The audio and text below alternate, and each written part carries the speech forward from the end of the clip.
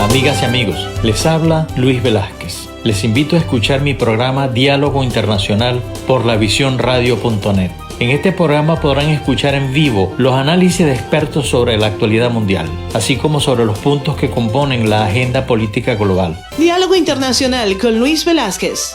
Lunes y viernes 2 de la tarde, hora del este, por lavisiónradio.net. Información que va contigo.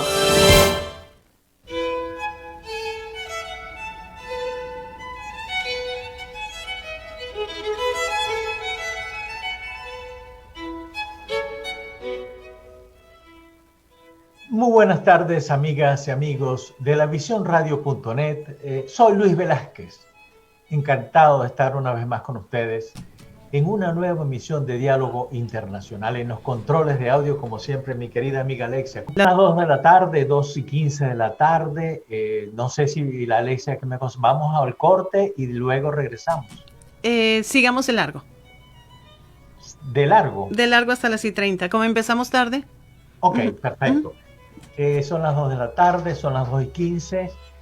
Nuestro número de teléfono es el 678-477-3036 y asimismo se pueden comunicar con nosotros a través de las redes sociales Twitter, Instagram y Facebook, en donde nos pueden ver en vivo, nos pueden ver, pueden ver toda la programación de la Visión Radio solo con colocar la Visión ATL y ahí nos verán siempre. Ahí estamos, la programación es extraordinaria. Yo desde las 7 de la mañana estoy pegado a la aplicación. Me gusta mucho, como les he dicho en varias oportunidades, yo soy un adicto a las noticias. Me gustan las noticias, no por enfermedad, sino por profesión. Y yo sé que tanto Alexia, que es periodista, y tú, que eres una consultora afamada, pues saben que eso es fundamental para uno moverse en este mundo tan complicado. En la tarde de hoy conversaremos con la doctora Mónica Rosell, con quien conversaremos acerca de la decisión del Jurado Nacional de Elecciones de proclamar al maestro Pedro Castillo como presidente de Perú. La doctora Rosell es abogado, es egresada de la maestría en Derecho Internacional, máster en Derecho del Comercio Internacional de la London School of Economics, diplomada en Gestión del Desarrollo Sostenible.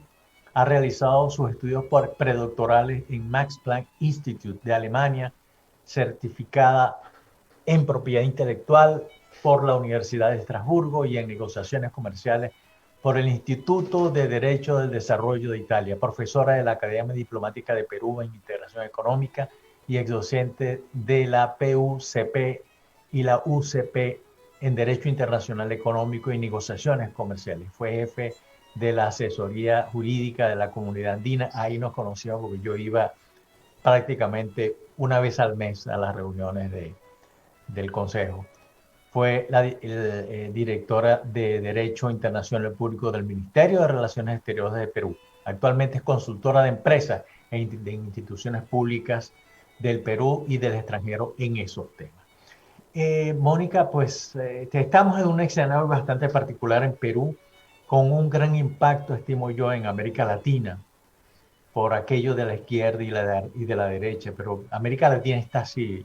Yo no sé si es porque ya los partidos políticos tradicionales ya agotaron, ya la gente se cansó, ya no sé qué es lo que pasa. Pero la elección o la proclamación del maestro Castillo genera demasiadas incógnitas para aquellos que estamos mirando desde afuera. Tú estás adentro de todo ese escenario y entonces queremos saber qué pasó realmente, por qué se decidió por proclamar, fue realmente que ganó él, dónde queda la señora Keiko Fujimori, en fin, ahí van saliendo una cantidad de preguntas que nos gustaría que comenzáramos. Y mira, la pregunta que haces es bastante difícil de contestar para un abogado, ¿no? ¿Por qué? Porque tú sabes que los abogados nos basamos en la prueba, ¿no? Es la realidad de los hechos, es la realidad de la prueba la que te determina si hubo o no fraude. Y la verdad es que si bien es cierto que hay una serie de irregularidades, algunas de ellas graves, que han sido puestas sobre la mesa durante el proceso de la segunda vuelta no se han llegado a aprobar, más allá de toda duda, como para poder acreditar fraude.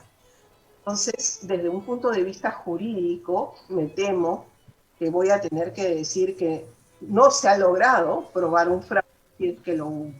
Y esa es la situación en la que nos encontramos ahora.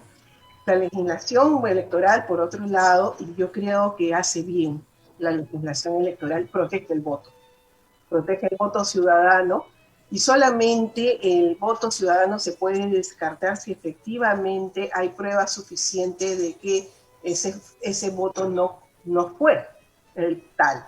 Una cosa es, por ejemplo, que tú puedas tener una suplantación de personeros en mesa o un fraude de una persona que firma por otra, y no necesariamente eso te lleva a concluir que los 250 votos de la mesa no son tales o fueron todos cambiados, ¿no? Entonces hay un margen muy grande de duda porque en nuestro sistema se elimina la cédula electoral en mesa misma y lo único que va es ya el resumen, el padrón, ¿no? El acta. A contabilizar en los organismos electorales. Entonces, desde ese punto de vista, comprenderás que el estándar probatorio es harto complicado y harto difícil. Tú puedes inclusive hacer buenos casos sobre irregularidades, pero para llegar al fraude y que te anulen las elecciones, tendrías que tener por lo menos un tercio de los votos en esa situación. Estamos hablando pues de, ¿cuánto? 6 millones, 8 millones de votos, ¿no? Aproximadamente eso es complicadísimo probarlo. En la historia peruana solamente han habido 2 casos de fraude documentado, que fueron las elecciones de Rodríguez, estamos hablando de los años 50, y las elecciones de Fujimori padre, para la reelección, ¿no? Con el 1.000.000 de firmas pagados, comprados, que eso finalmente no prosperó esa reelección, entonces no hubo necesidad de ir más allá con la probanza. Y este sería el primer momento en que se intenta eso, y con los plazos sumamente recortados, pues es bastante difícil que se haga.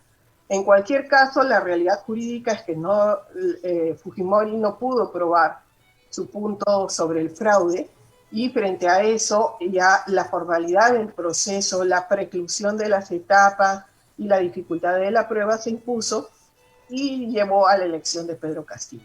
Entonces tenemos nuevamente a un país dividido. Hay un grupo que sí siente que hay fraude, hay otro grupo que siente que no hubo fraude, pero sí serias irregularidades, ¿no? Que se debieron en todo caso disipar con una mayor proactividad por parte de las autoridades electorales, y hay otro grupo que sostiene que no hubo fraude. Yo te voy a comentar algo, pero por una experiencia vivida en una de esas, creo que fue en la segunda elección donde salió abanderado Chávez, Hugo Chávez Fría. Nosotros tuvimos una experiencia muy traumática y se convocó a muchos organismos internacionales para que fueran como los fieles de la balanza en ese momento, y entre otros estaba la OEA y estaba el gobierno de Colombia, estaban varios países representados, incluso con expresidentes, ¿no? Y de repente, salió electo Chávez. Perfecto. Salió electo Chávez con un margen muy pequeño. Y entonces, tú sabes que en estas carreras, en estas profesiones diplomáticas, uno conoce mucha gente, y uno, con el pasar del tiempo, que uno se los consigue y conversamos, y estuviste en Venezuela, no me llamaste, en fin. Entonces se corrió en uno de esos encuentros, me dice la persona, mira, lo que pasa es que a la hora de la observancia internacional, de tomar una decisión, vimos que declarar a Chávez presidente, apoyar esa designación del Consejo Nacional Electoral, era mucho menos costoso que decir que no ganó, porque decir que no ganó y darle el triunfo se hubiese producido una guerra civil de enormes proporciones que hubiese tenido efectos en el resto de América Latina. Y cuando yo vi esta decisión, yo dije, caramba, ¿será que esto habrá pasado? Eh, este, es decir, en Venezuela hay un dicho muy criollo, que lo dicen los llaneros. Los llaneros son la gente que viven en el llano venezolano, que son los campesinos, los ganaderos, y dicen, picado de culebra le tiene miedo a bejuco. Bejuco es las pajas, la cosa, lo que comen las vacas. Entonces, no habrá sucedido nada de eso, porque acuérdate, el Perú queda ahora más dividido que antes. Son 50% de personas que estuvieron en desacuerdo, más el 75% de la ciudadanía que se abstuvo de votar. No, totalmente. Yo creo que ese tipo de cálculo debe haber estado en la cabeza de muchos colegas y amigos míos también señalaban, siendo ellos demócratas, ¿no? Y decían, bueno, hay un momento en que el Estado tiene que dar certeza, o sea, el Estado de Derecho, ¿no? Tiene que dar certeza sobre los resultados. Un país no puede estar en vilo esperando, ¿no? Sin medie que se dé un determinado resultado deseado. Y claro, para eso son los procesos, ¿no? Los plazos son preclusorios por alguna razón. Eso siempre, desde la universidad, a mí me enseñaron que si se me pasaba el horario de la mesa de partes del Poder Judicial, estaba hecha con mi demanda.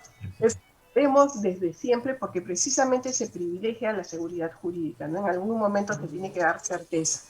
Y ese pensamiento ha estado, sin duda, en la cabeza de muchos, y muchos decían, bueno, finalmente, como quiera que sea, con razón o sin razón, jurídicamente no se ha podido probar el fraude al nivel requerido por la ley peruana.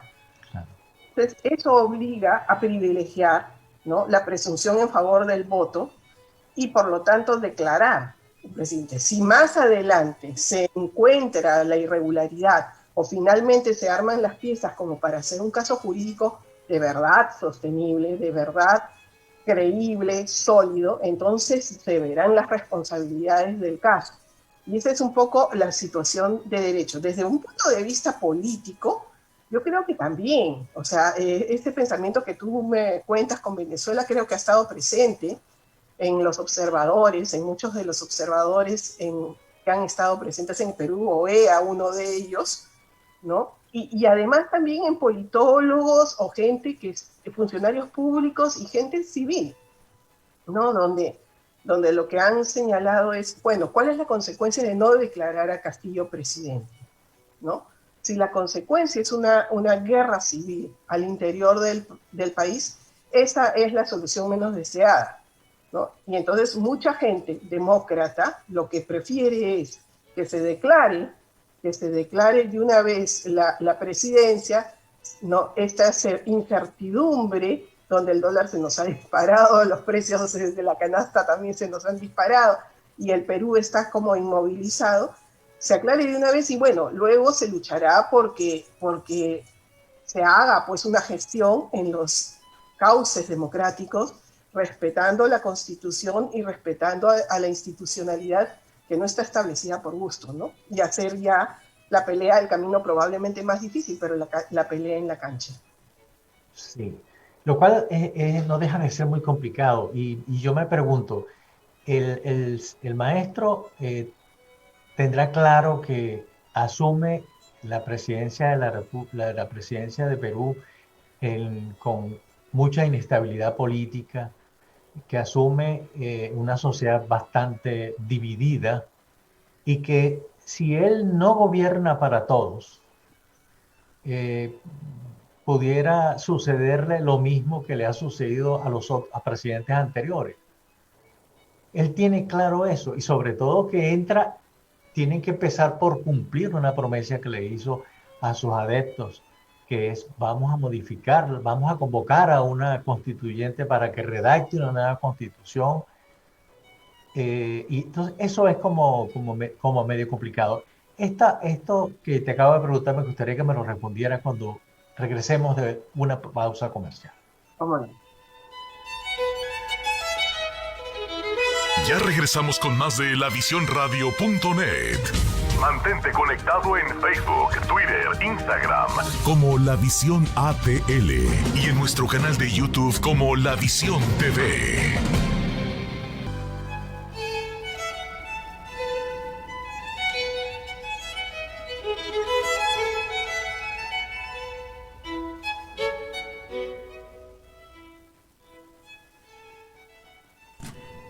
Luis, por favor, activa tu micrófono. Es que tú sabes que ese nuevo micrófono me está trayendo algunos pequeños problemas. No son problemas, son retos. Una buena manera de ver la cosa. Pero en todo caso, estamos conversando con la doctora Mónica Rossi, con quien estamos conversando acerca de la designación o la proclamación, como se le debe llamar, del maestro Pedro Castillo como presidente de Perú. Te dejé unas inquietudes cuando salíamos y fuimos al corte comercial. Sí. Y me preguntaba si el señor Castillo era consciente de ser un presidente para todos, ¿no? Y si estaba al tanto de lo que podría producirse en el Perú si es que él no hace un gobierno, ¿no? que pueda conducir más allá de las izquierdas y derechas, ¿no? En el país. Mira, yo creo que el señor Castillo ha demostrado una intuición interesante, ¿ya? Yo creo que él definitivamente no es un hombre cultivado, le falta muchísima preparación, creo que no tiene las herramientas intelectuales como para ejercer el cargo de presidente de la República, ¿no? Sus carencias formativas son evidentes. Aún así, a nivel intuitivo, a nivel de lo que es ya su trato como persona, su desempeño, ha demostrado una cierta inteligencia y bastante intuición, ¿no? Entonces, por ejemplo, una cosa positiva que siempre hay que resaltar ha sido pues la calma con la que ha asumido todo este proceso de impugnaciones, ¿no? Al inicio parece que se vio tentado a llamar a la calle, llamó a los ronderos, lo cual fue desafortunado porque fue una señal de fuerza innecesaria. Si el proceso jurídico al final lo iba a favorecer, parece que lo entendió así, y entonces más bien su discurso cambió y llamó a la calma. Esa calma se agradece, ¿no? Esa misma intuición que lo llevó a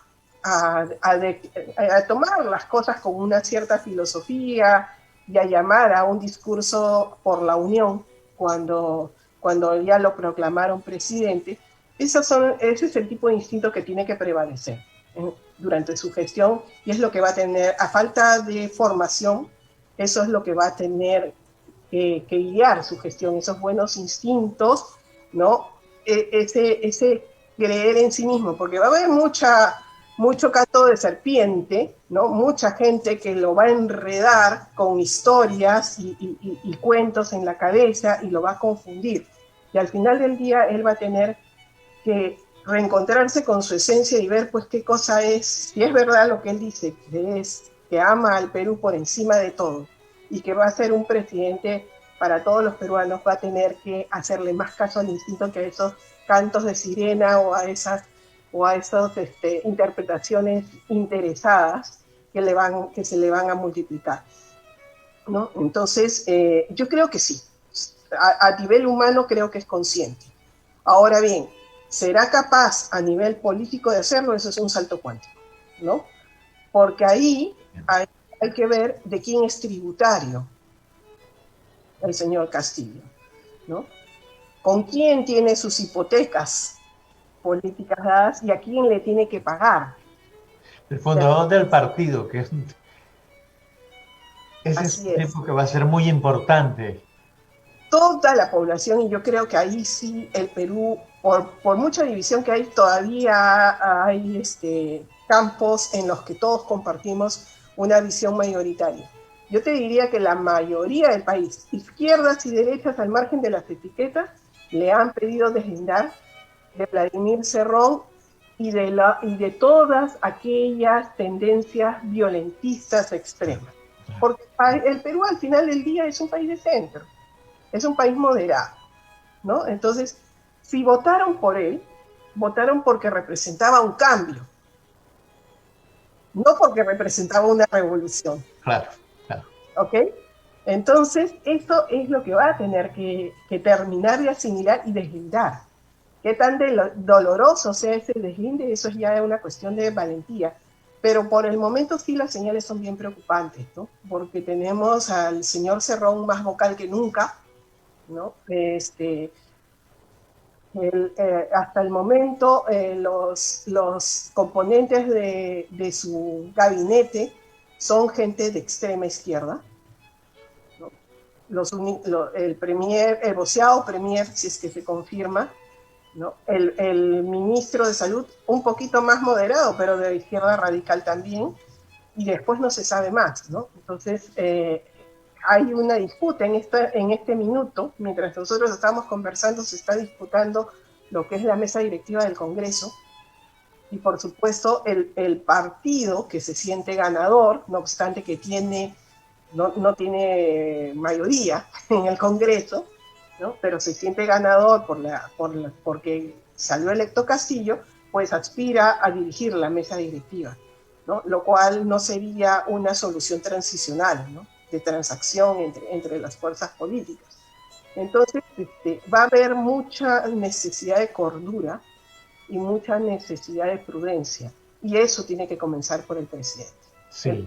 El presidente tiene que marcar esa pauta de cordura, esa pauta de equilibrio, porque de otra manera lo único que estamos haciendo es postergando una división que va a ser insostenible más adelante, ¿no? A mí el señor Cerrón me recuerda a un personaje que era como el Rasputín de Chávez. Afortunadamente, uno no sabe si está arriba o está abajo llevando candela, pero lo cierto es que despegó de la tierra. Pero él se llamaba Luis Michelena. Uno le escuchaba decir en muchas oportunidades, yo personalmente lo escuché.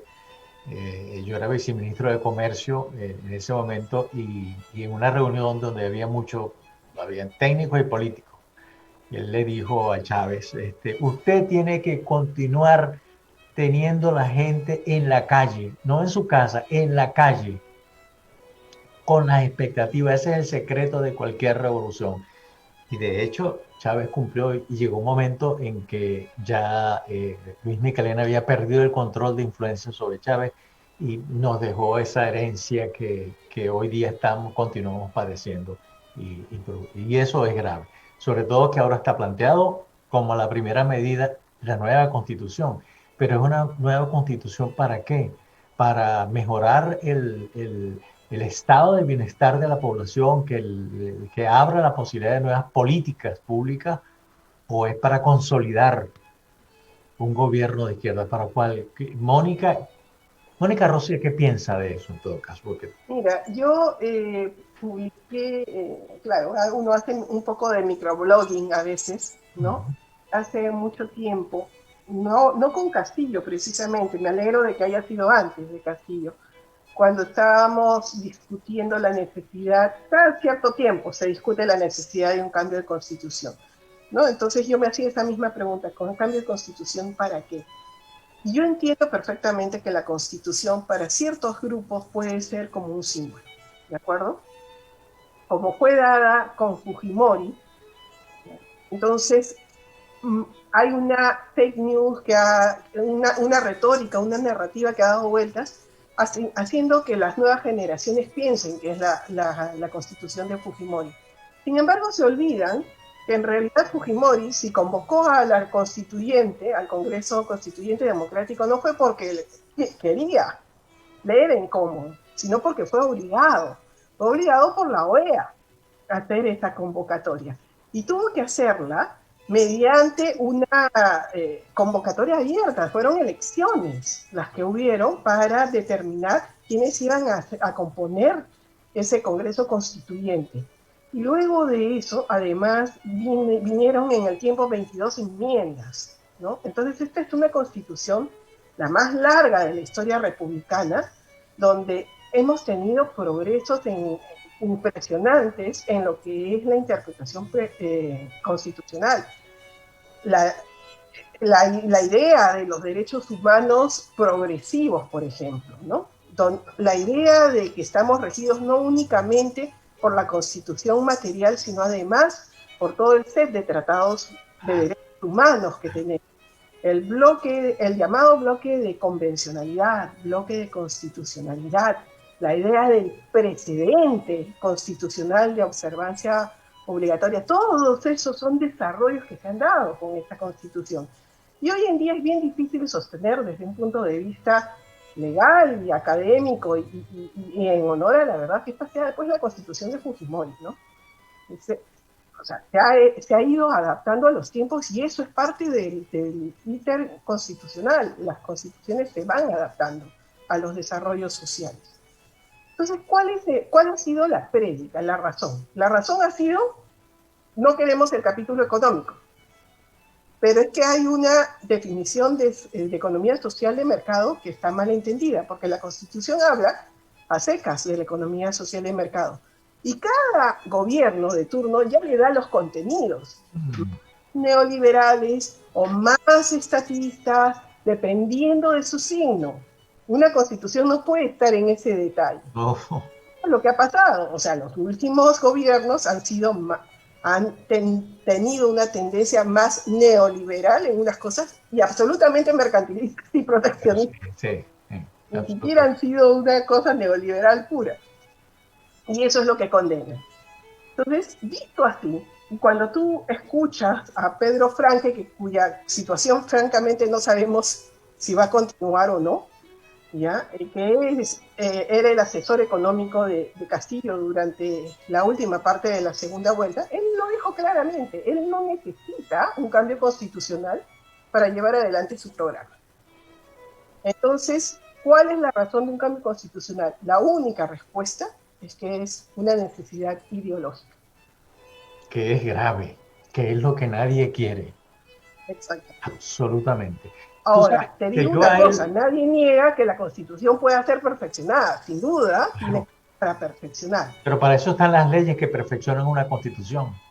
Así es, ¿no? Pero de ahí a hacerlo, porque hay una fetichización, un fetichismo constitucional, o una idea de que la Constitución es un premio político, ya estamos hablando de otra cosa.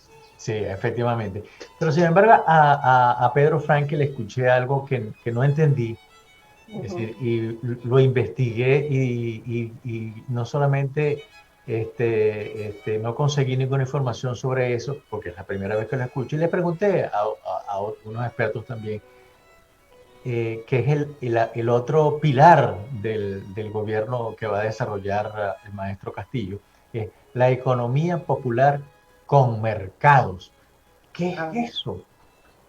Nadie sabe. Yo no sé, y no sé francamente si hay alguien que esté en capacidad de definir qué cosa significa una economía popular de mercado.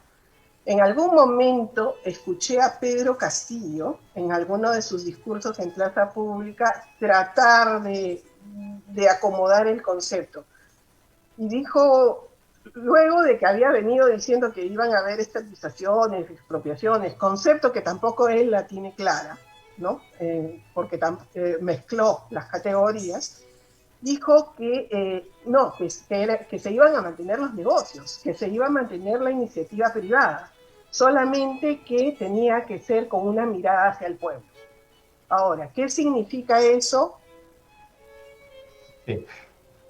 Mónica, vamos a una nueva pausa y ya regresamos. Estamos conversando con la doctora Mónica Rosell acerca de la proclamación del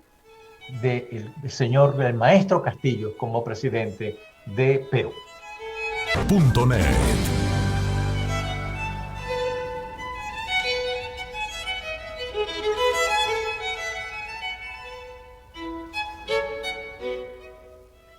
Estamos de regreso en Diálogo Internacional. Estamos conversando con Mónica Rosell sobre la decisión del Jurado Nacional de Elecciones de Perú de proclamar al maestro Pedro Castillo. Estábamos conversando, Mónica, sobre la economía popular con mercado, porque es una cosa increíble. Y te digo, Eleuja, pero todavía no sé lo que es eso, porque trae confusión y también me retrotrae a las promesas de Chávez, que él dijo algo muy parecido con respecto a a la nueva, a lo que traía el socialismo del siglo XXI como mercado. Y realmente lo que hizo fue empobrecer aún más el país. Y hoy somos el segundo país más pobre del mundo. ¿Tú te imaginas? Sí, sí. Sí, no, yo recuerdo cuando iba a Venezuela a visitarla, o sea, era una cosa impresionante, ¿no? No solamente Caracas, yo he tenido la oportunidad de viajar un poco al interior, a otras ciudades, y ver, pues, ¿no? El orden, los servicios públicos, cuál era el movimiento de la ciudad, era otra cosa, ¿no? Y yo decía, ojalá algún día esto haya en mi país. Imagínate. Pero bueno. Sí, entonces, bueno, yo no logré descubrir realmente qué se llama esa economía. Eh, una pregunta, Pedro Franklin es de que ideológicamente ¿dónde estás ubicado? Bueno, él es un hombre de izquierda. Entiendo que en su juventud era de facciones más radicales. Con el tiempo se moderó y termina siendo parte del equipo de Verónica Mendoza, ¿no? Justamente es a raíz de que Juntos por el Perú le endosa, ¿no? Y la izquierda en general, las demás fuerzas de izquierda, endosan su voto a Pedro Castillo, que Pedro Franque pasa a formar parte del grupo de asesores, ¿no? Claro, De Castillo. claro. Ahora, con esta cuestión de la economía popular de mercado, el doctor Franke tendrá en cuenta que es un país que el 70% pertenece al mercado informal. Y Bueno, con todo y eso, Perú fue declarada el milagro económico. Y se lo reitero, cuando yo era parte del equipo asesor del candidato a la presidencia de la República, Capriles, nosotros le decíamos a él, hay que poner la mirada en Perú. No hay otro país en América Latina al cual nosotros tenemos que emular. Es él, es Perú. no, él está perfectamente al tanto de eso. Él sabe que el problema endémico del Perú es la informalidad, ¿no? Y lo curioso del caso es que Pedro Franque no hablaba de una economía popular con mercado, hablaba de la economía social de mercado, el que es el modelo constitucional. Entonces, él nunca quiso transcurrir por ese camino porque estoy segura de que él tampoco sabe de qué se trata. Los políticos son un Tampoco sabe problema. de qué se trata, tampoco tengo dudas, él no sabe, le han dado ese membrete, él lo repite, pero no sabe cuál es en realidad el contenido ni cómo lo va a llevar adelante. Entonces, yo creo que habría que preguntarle a Cerrón, pues, Claro. en qué consiste ese término, porque parece ser que él es el único que la tiene clara, por ese lado, ¿no? Y en qué va a consistir, estamos todos, la verdad, que eso es... da miedo, ¿no? Yo confieso hidalgamente de que eso a mí me da miedo. No sé qué significa y me parece más bien un membrete, una etiqueta que da la puerta para cualquier cosa. Para cualquier cosa, que es más peligroso. Ahora, vamos al capítulo Fujimori, porque tiene que llamarse así, capítulo... ¿Qué va a pasar con esa señora y su familia? Porque yo me imagino que ahora vendrán pues, el paquete de facturas completo ya, después de asumir el Castillo. Mira, está pasando cosas en el Poder Judicial que de repente son coincidentales. Yo no tengo elementos de juicio para decirlo de otro modo, pero igualmente preocupan, ¿no? Oropesa, que es un narcotraficante conocido en el país, acaba de llevar a foja cero todo su proceso porque se perdieron las pruebas. No. Culpaban, ¿no? O sea, y los que quedó, que fueron unas grabaciones, fueron declaradas ilícitas, ¿no? Por otro lado, claro, hay siempre ha habido esa duda de la vinculación con el narcotráfico a raíz de los dinámicos del centro, a raíz de la participación de gente de Sendero también, ¿no? Y del Movadef ligada. Entonces, hay ahí vínculos que todavía no se terminan de aclarar y que, claro, llaman a la suspicacia de cualquier persona. ¿Qué pasa con Fujimori? Yo creo que el fujimorismo tiene que hacer o sea, Fujimori ha tenido un cambio de estrategia importantísimo de la primera a la segunda vuelta, ¿no? En la segunda vuelta mostró una apertura, abrió la cancha a gente no fujimorista para que formara parte de su equipo técnico, lo cual estuvo muy bien. Hizo un mea culpa de varias de las conductas poco democráticas que tuvo ella y tuvo su partido durante, especialmente los últimos 5 años, ¿no? Y generó un plan de gobierno que fue ajustándolo, ¿no? Para ir acomodando a las expectativas de otras fuerzas de la derecha, especialmente. Entonces, ahí ya hubo un cambio con esta apertura. El fujimorismo siempre había sido bien cerrado, y bastante encapsulado, y creo que ante la orfandad se vio la necesidad de hacerlo así. Yo creo que Fujimori se apresura, esa es mi opinión personal, se apresura en declarar el fraude. Siempre debió seguir hablando de irregularidades como lo hizo al principio, porque uno no puede utilizar esas palabras grandes y no tener pruebas grandes. Claro. ¿Correcto? Y eso llama a mucha inestabilidad. Creo en lo personal que fue un error de ella y es un error grande, es un error importante. Va a tener que llenar ese vacío, va a tener que seguir, ¿no? Validando esa palabra para demostrarle a la ciudadanía que no estuvo diciéndolo en vano, que no estuvo diciéndolo simplemente por ambición de poder, que eso es lo que mucha gente cree que es lo que ha hecho, ¿no? De todas maneras, yo creo que el fujimorismo sale muy golpeado de todo este trance. Yo creo que Keiko Fujimori, en Perú nunca hay muertos políticos, ¿no? Siempre resucitan. Pero yo creo que si no murió políticamente está muy cerca. Está muy cerca de esa circunstancia. Esa es mi visión, ¿no? Yo creo que el fujimorismo, ya no ella, sino el fujimorismo tiene que hacer un acto de contrición y una reflexión y asumir que es en mucho responsable de habernos llevado a todos los peruanos a la situación en la que estamos ahora. Porque si el fujimorismo se hubiera comportado democráticamente 5 años atrás y hubiera co-gobernado con PPK, en lugar de hacerle la vida imposible, probablemente Keiko sería presidenta hoy. Seguramente.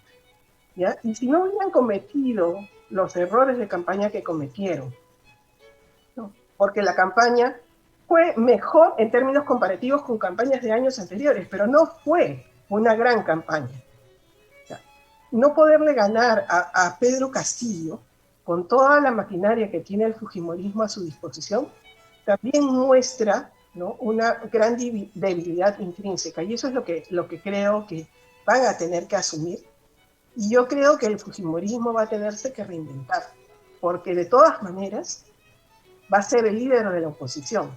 Es el partido de la oposición más grande en el Congreso. Y tiene que unificar a todas las fuerzas democráticas, porque si las fuerzas democráticas no están unidas, no van a poderle hacer frente a ese tsunami crecido, si quieres artificialmente, pero ola al fin de Castillo, ¿no? Entonces, creo que van a tener que mirar las cosas desde otra visión y reinventarse. La pregunta es si van a ser capaces o no.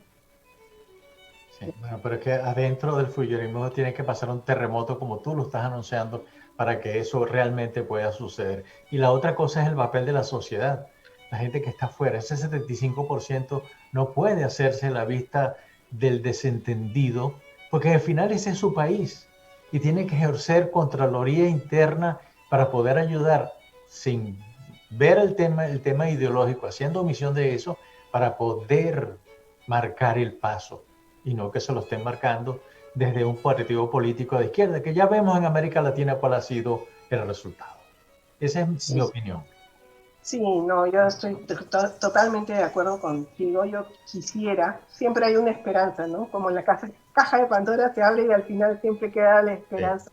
Yo tengo la esperanza de que esto haya puesto a la política como algo importante en la vida de los ciudadanos, ¿no? Y que creo que nos damos cuenta no solamente de que nuestro voto es importante, sino que además nuestra actividad política, no política partidaria, pero sí política en sociedad, es esencial.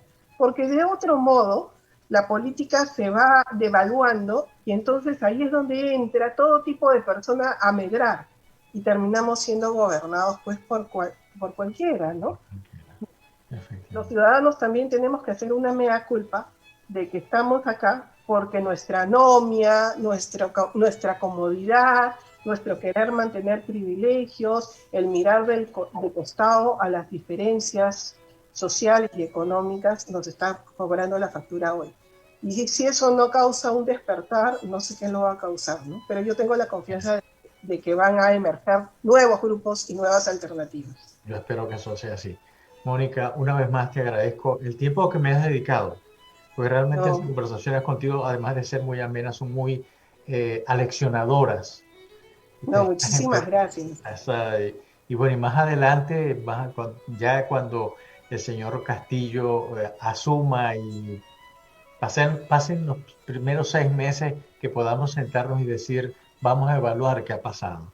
Si es verdad que se mantiene el mismo escenario o habrá otro más adelante.